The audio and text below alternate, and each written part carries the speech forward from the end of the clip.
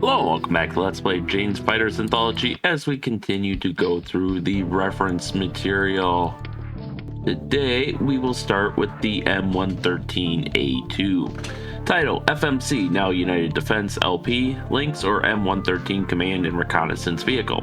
Development, the Command and Reconnaissance Vehicle was developed as a private venture by the FMC Corporation, with the first prototype being completed in 1963.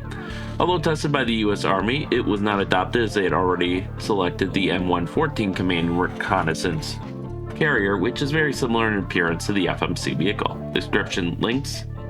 The all-welded aluminum armor hull of the Lynx provides the crew with protection from small arms fire, flash burns, and shell fragments.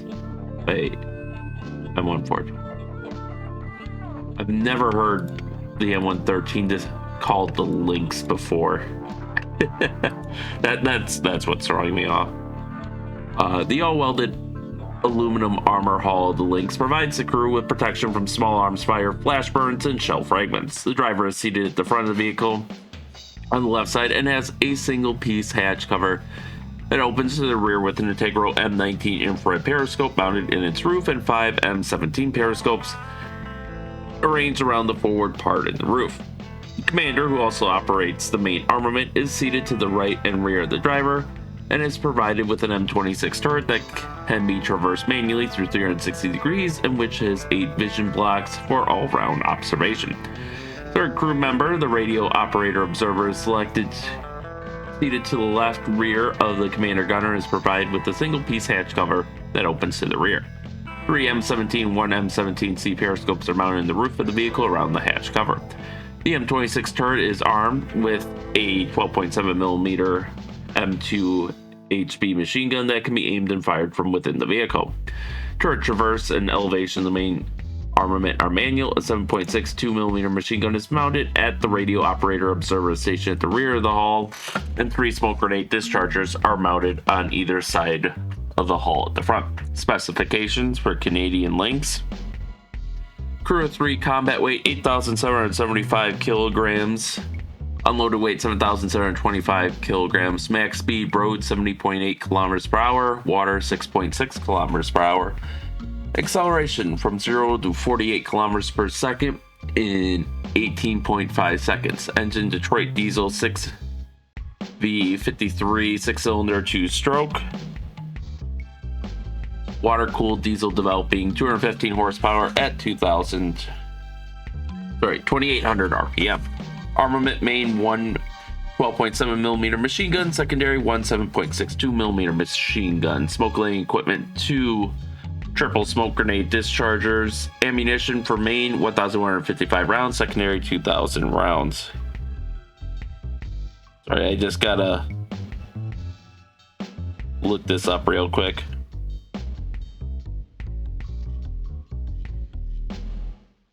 Oh. Okay, so I guess the Canadians do call theirs the Lynx.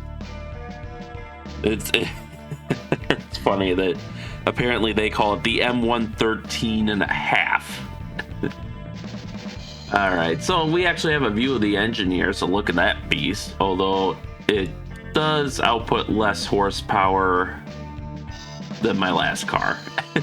My last car developed 300 horsepower, but that doesn't mean it was capable of powering this thing. I mean, you need torque more than as much as horsepower for these babies, I think, with how heavy they are. Photo album, here we can see, yeah, so you can see they actually have an enclosed turret, unlike the game model for the M113, which I don't know why they're using the Canadian Lynx version. Why they're doing the article for that and not the actual M113.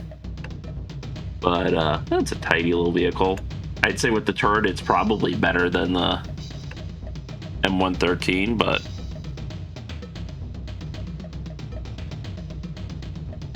yeah, as far as I know,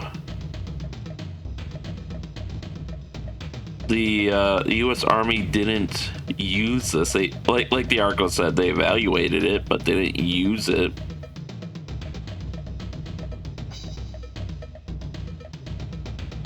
And the M114 is might have been better for the command purposes, but it doesn't have the enclosed turrets.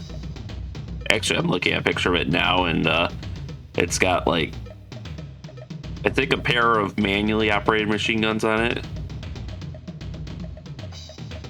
but no turret. Closer kind of to this look than to the Canadian Lynx. And in here it looks like it is the actual M113 with a single 7.62 or 50 caliber machine gun on a pintle mount there. But yeah, long-term armored vehicle that the US just can't seem to quit itself from, even though we can certainly afford better by now. 80,000 made of all variants, but fortunately these days it's mostly in support roles in the Army. I think it's being phased out by a combination of Bradleys and Strykers and other vehicles, but we'll see how well those efforts pan out. In any event, that concludes today's first episode. So with that, thank you all for watching, and stay tuned for next time, and stay safe out there, and we'll see you then.